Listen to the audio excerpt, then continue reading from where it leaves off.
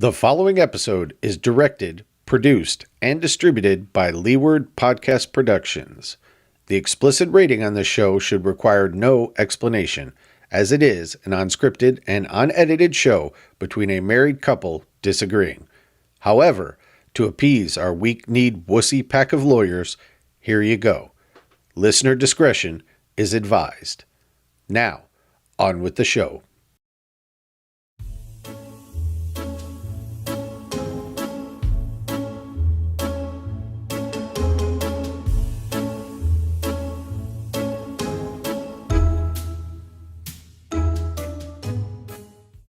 Hello, and welcome to the History vs. HERStory podcast. I'm Nathaniel, and as always, I'm here with my for better or for worse partner in life, Crystal. Hi, y'all. Also in the studio today, acting as questioner, judge, and jury, we have Alannagh. Hi, guys. All right, so let's have another quick rundown of the format of our show. One of our children, today it's Alannagh, is going to present us with a question that they want the answer to, but to which they know we disagree. Now, neither Crystal nor I get to know the question ahead of time. They then randomly generate who goes first. The winner gets 3 to 5 minutes to make their case. The judge then gets a maximum of 2 minutes to ask any clarifying questions they would like. The tables then turn, and the second party gets their 3 to 5 minutes to try and convince the judge to their side. Then the judge gets 2 minutes to question them. Our judge then has to make a ruling on whose argument they found more convincing. The turns are then reversed, and the same rules apply. As for you, our audience, if you agree, disagree, or want to make your case, please head over to one of our social media sites, and we'll be happy to engage with you there. While we get the studio ready, here are a few words from our sponsor. Found the body. Manhunt underway. Chilling case. Murder of an 8 killed in a park here in New York City. Shallow grave. In a nearby pond for clues. The stabbing death. Murder. Leeward Podcast Productions proudly presents the true crime family, Killer Profiles. Join our husband and wife team, Nathaniel and Crystal, fortnightly as they perform deep dives into the background, catalyst events, the crime, and the aftermath of killers. From the infamous and notorious to the little known and rarely mentioned. Come for their in-depth research and meticulous presentations, but stay for the discussions and debates, as this couple covers the discrepancies and questions that surround these killers and their crimes to this very day.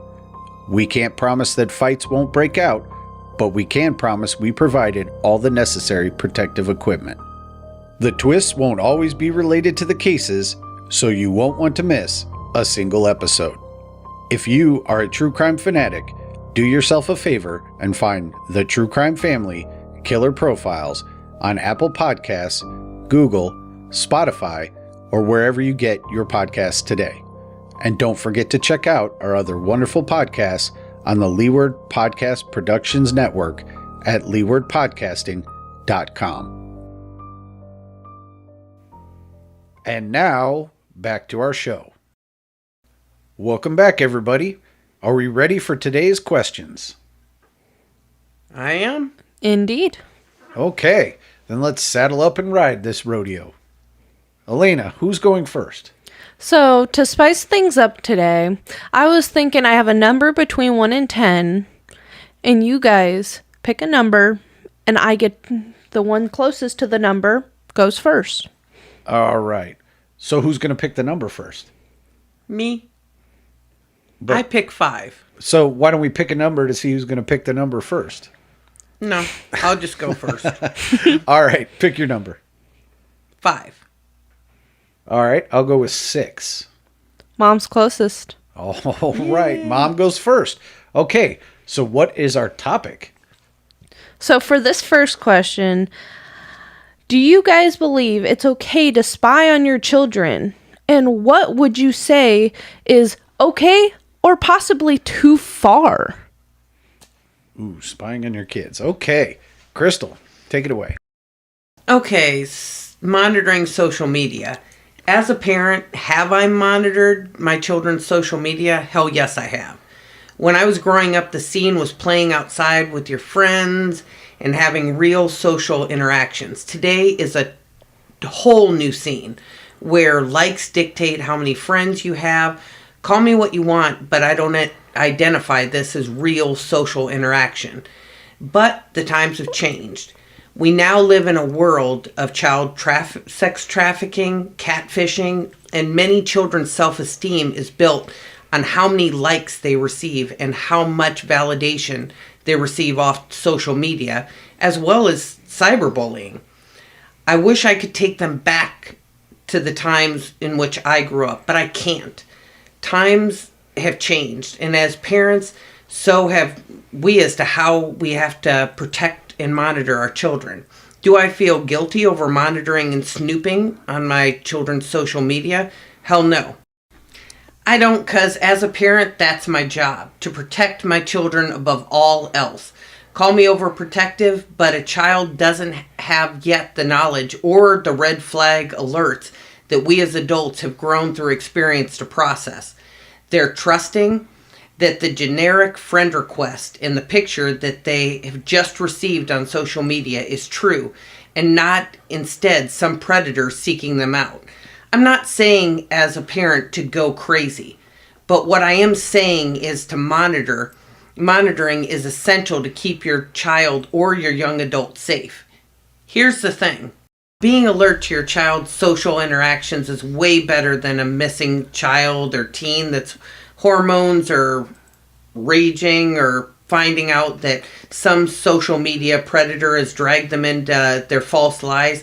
I'd rather be proclaimed as an overprotective parent than a parent that's allowed their child to be drawn in innocently into the falsehoods of social media.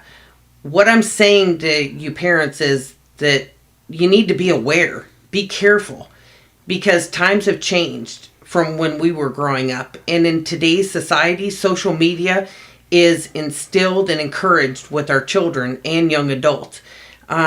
It's just better to be careful than to say what would have been.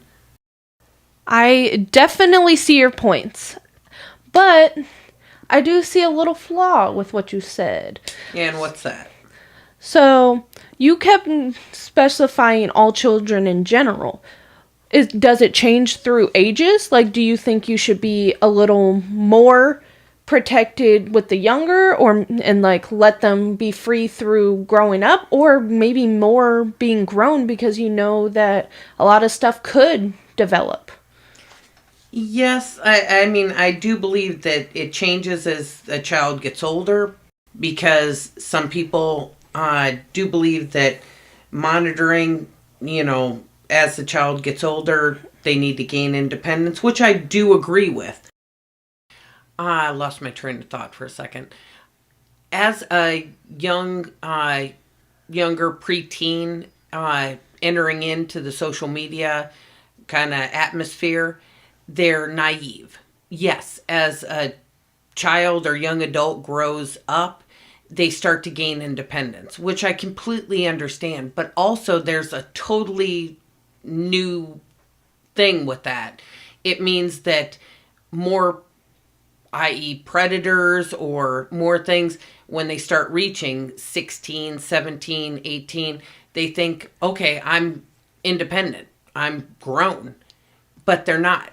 They want to have their own little rebellion, but it's different these days. Now the rebellion is so much more severe because you don't know what friend it comes with. And as you know, Lainey, I have so many times you've accepted a friend request and I've said to you, are you sure that that's the individual? It could be some guy in a basement that's 55 years old, and it's not that 15-year-old model-looking kid that is asking you or trying to talk to you. It's frightening. It's scary. So, yes, it does change because a 13-year-old is... Okay. Well, I could see that she's going way over time here. We got to kind of keep with the format. So, I'd like to take my turn. It's okay. She was being very poetic.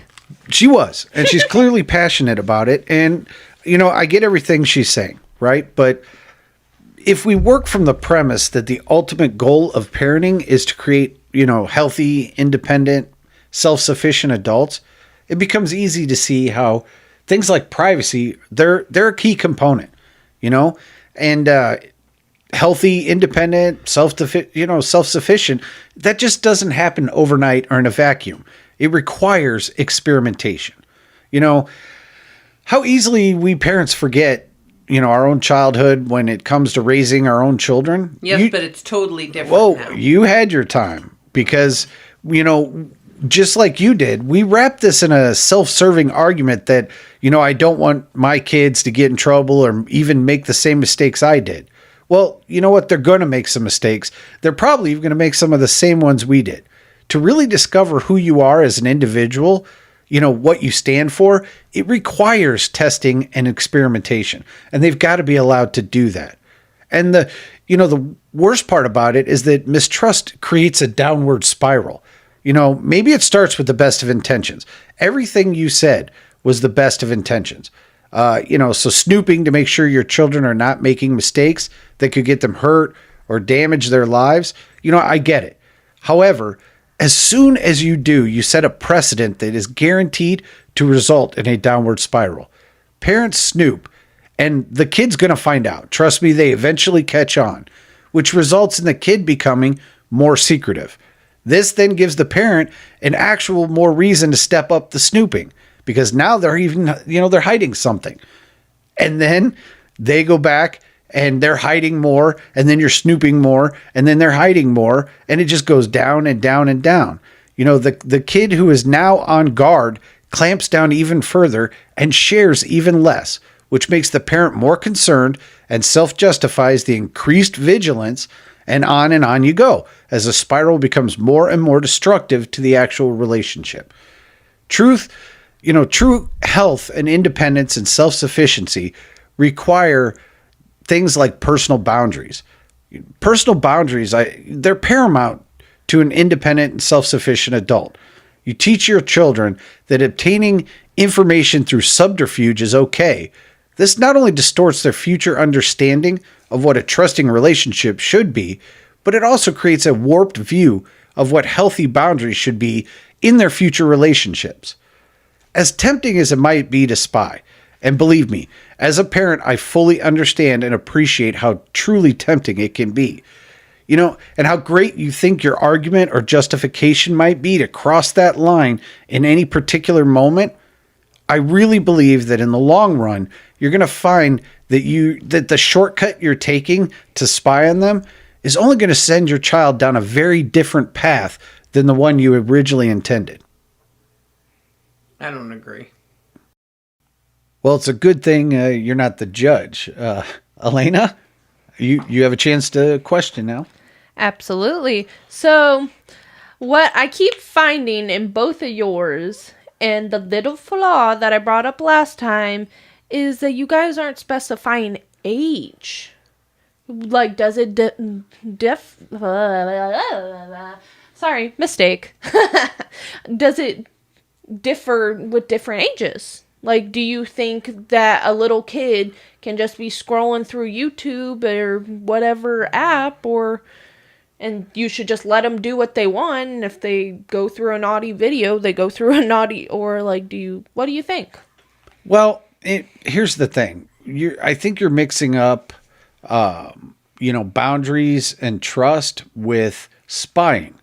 I think that as you progress through, your childhood, your parents, and I don't want to say pay less and less attention to you, but effectively that's what happens as the apron strings get a little further and further, and you get further and further from your parents and more independent.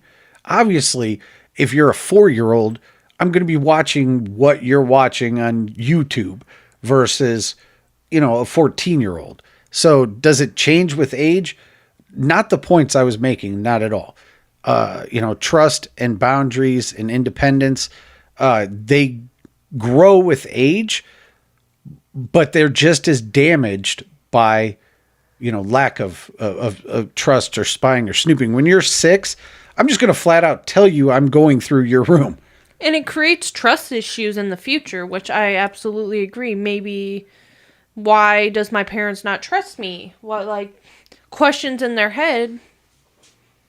Like, why are they snooping so hard? Am I just a bad kid? I don't do anything. Right. I'm not advocating that we don't snoop. I'm advocating not doing it in private. Okay. If I've got an issue and I think that you're doing something, let's hypothetically throw out, I think that you're doing an illegal substance, right? And I want to find out, I will go to you and you're in your room and tell you, as you well know, all right, together, we're going to go through your room. I'm not going to do it behind your back, was my point. So going face to face instead of behind. I like that. I don't make it age dependent. I'm simply saying that, it's the behind the back that I'm spying and snooping do not lead to good places. Yes, but I've never, ever done it behind their backs. I openly tell them, and Lainey, you know this. I will tell you, I checked on this, or I checked on this individual that you had, like you. But you do it. You do it after you've snooped. You snoop. You find something, then you confront them. Guilty. So, all right. But seriously, our time is up on this. It's your turn to judge us. Whose argument won you over? So I'm going off of experience a little bit, because the way they're talking to you and arguing with you, they were like the same when growing up. I had one parent that would just do it face to face and be like, hey, I think you're being stupid, so let's talk this out. And the other, hey, I need your Snapchat password because I want to snoop. So I do think that at the end of the day, I think my dad made a better point. So I do want to give the point to him. Mm-hmm. All right. Well, you do have a chance to win it back. So what is our next question? So, and my next question is about dating. With all them taken people out there. With being active in the dating world after a wonderful meal, should it be more obvious who always should be paying? Or so you guys don't wonder or be like, oh, should I grab my wallet? Are they going to grab their wallet? So in general, who will be paying for the date? Well, that's a great question. And I agree that things have gotten a lot more complicated lately than they, were in the past. So I'm going to simplify it. Don't date. Well, I think that's all right. Fair enough. So if you're going to date. Such a dad response. Okay. So, I'm going to admit right out front, I'm old fashioned. If it were up to me, things they'd stay simple and men would be gentlemen and pick up the check. However, watching as you and your brothers have grown and the changes in behavior and attitudes with with your generation, I know that things just won't be that simple, especially for my sons. So you have to ask first, is assuming the man's paying, is it sexist, right? Let's just put it out there. My gut says no. It's just chivalry. However, I'm also a very logical person by nature. And no matter how you test this question, the answer does come out to yes, and from both sides. It is sexist for the man to assume that he is paying for the date just because he's the man. It's also equally sexist for the woman to assume that he's going to pick up the check simply by virtue of being male, right? So do you go Dutch? I mean, how do you fix that question? Does splitting the check change the dynamic of the date, I guess? And personally, I'm against the argument that this question can be solved simply assuming that, your dates are Dutch, especially your first couple. Those are the difficult ones. In the age of equality, dates, they should still have the air of romance about them. Not yours, but everyone else's should be romantic, right? Going Dutch has all the romance of hanging out with your buddies at a sports bar or, grabbing a bite with coworkers at the noon hour. The argument that when men were, expected or exclusively paid for dates, it sets up the potential for this to be seen as some sort of sexist business transaction. I paid, so now you owe me something. And by the way, you owe nothing. Let's clarify that. Going Dutch has the same effect of bringing business right to the table, right? You get the check and then you split it up and then it's business, right? Maybe the idea of getting to the end of the meal and pouring over that check, who got what, who suggested the bottle of wine, do we split the shared dessert? Is the tip a shared expense? Is any of this a tax write-off? Maybe it's sexy foreplay for a couple of accountants on a date, but for the rest of us, it is guaranteed to be a bucket of cold water on any romance that was built up during the date to end it with, an accounting class. So how do you navigate those tricky waters, right? For the most part, in the early stages of dating, who asked out whom is usually pretty clear, in my opinion. Wouldn't it be much easier for all concerned if it was understood that the individual who makes the invitation is the one who picks up the check? If the guy asked her out, he picks up the check. If the girl asked him out, she picks up the check. That to me seems like the only fair way to get around this whole question today. And again, I'm going to say I'm old-fashioned. I think the guy should pick up the check. But that's not how things work now, and there needs to be a simpler way. So if there's no next date, it's a no harm, no foul situation, right? The asker took a chance, and he or she is only at the cost of the meal. If the relationship does progress, who asked whom out becomes less clear because it becomes more of a team decision.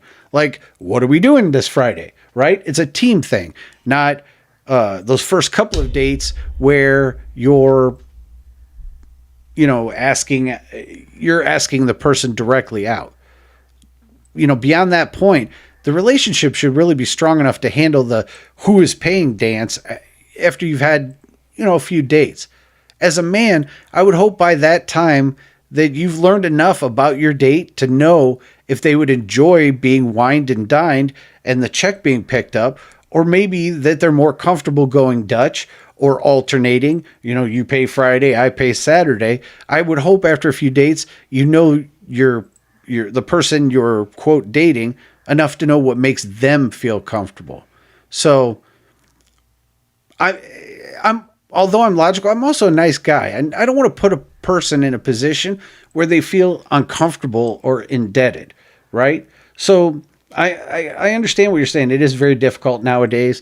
And so I guess the short version of my answer is whoever asked the person out, they should pick up the check until you guys have dated enough that you figured out, as a team what you're doing. Does that make sense? I can see that. But there's also those couples that, like, the guy wants to pick up the check and the girl's like, no, and, like, goes back and forth and back and forth. Do you still think that the guy should just be like, no, I'm paying? And see, that's where my argument is that we need to simplify it. It was simple before. The man paid. It was simple. It's not so simple anymore. And I don't think that what you just described to me would make the woman uncomfortable. Clearly, if she's pulled out her wallet, she's argued to pay, you've got to take her at her word, right? Mm-hmm. Now I know there's some or it could be playful, like right. Flirtatious, like, oh, no, see, let me. And that's the problem. Because if they're just messing with you and they actually expect you to be dominant, we can't guess that anymore. We're past the point of the man just assumes that he's going over the top. Frankly, that just gets men in trouble these days. So men, my opinion, I know you want to be a gentleman. You're going to have to come back down from that. In my opinion, they always find their way in the doghouse. Well, hopefully that doesn't happen over the check. So true. You shouldn't date. Final answer. Oh, boy. Mm-hmm. All right. What about you? All right. Lane, you and I, we both have had this discussion. And you know where I stand. We most recently had this discussion again. Now, you can call me old-fashioned, but I do believe the guy needs to pay on a date. Yes, I know there's the whole ever-changing society and norms. Some may disagree with me, but that's where I stand. And have had discussions with all three of our children on this matter and debated it with, as you know, each of you. I believe that when it comes to dating, the man should pay and expect to pay for the date.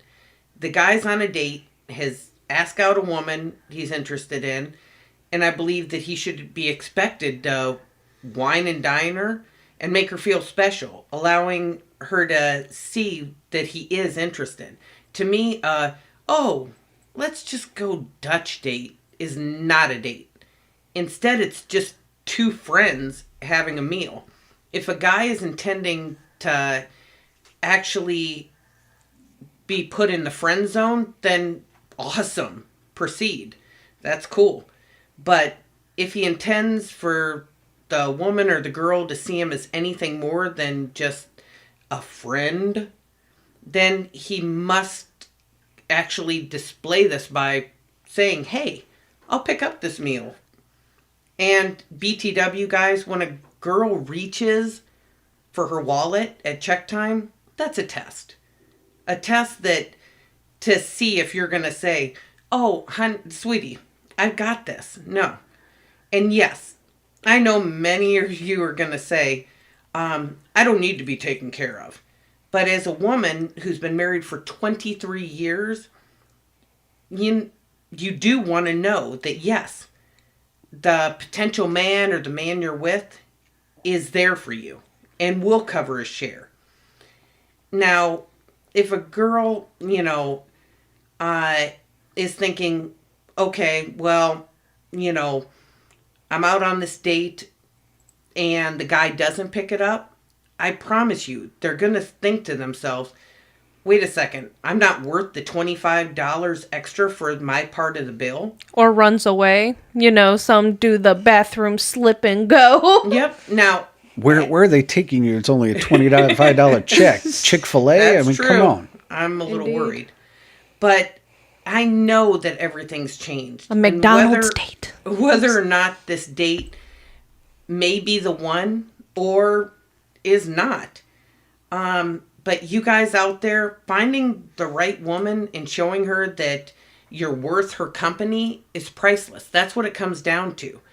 Guys, do you want to step up and be the gentleman that I would support my daughter dating? Or do you just want her to, as I've tried to instill in her, to look at that and go, okay, this guy doesn't see me as a potential girlfriend. Instead, let's just throw him in the friend zone. Now, I'm not saying that a woman can't treat a guy to dinner after a relationship, but that has to be established afterwards. After a few dates or whatever, great. Hey, we've established that we're starting a relationship. I'm going to treat you to dinner. Awesome.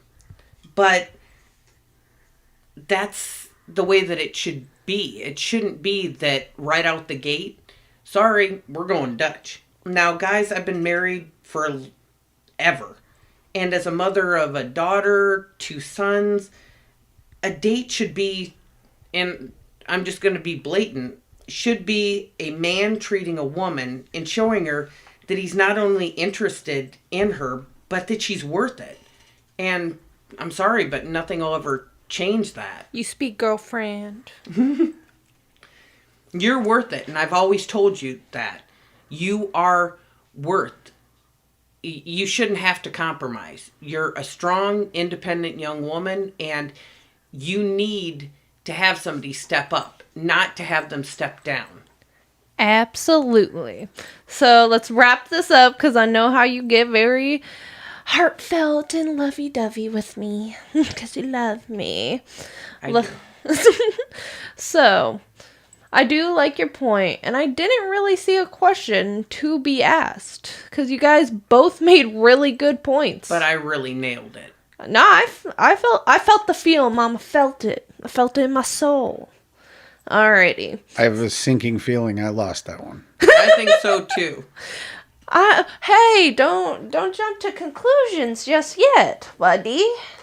I do like your point, Dad, and I do think that you made some really good pointers. Just not good enough. Alrighty, but I felt more soul with Mom, and I felt more connected with Moms. Well, there you have it. A 1-to-1 split decision there. Yeah, one. So that's our show for this week. We'll see you next week. And as always, take care of yourself.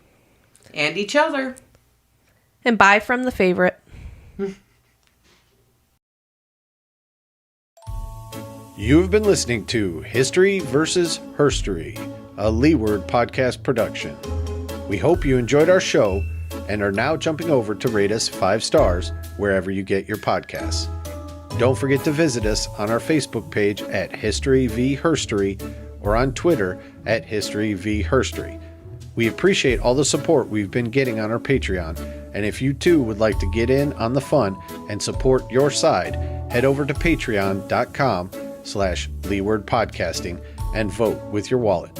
Or head over to our website at leewardpodcasting.com and find the link there. Thanks again, and we will see you next week.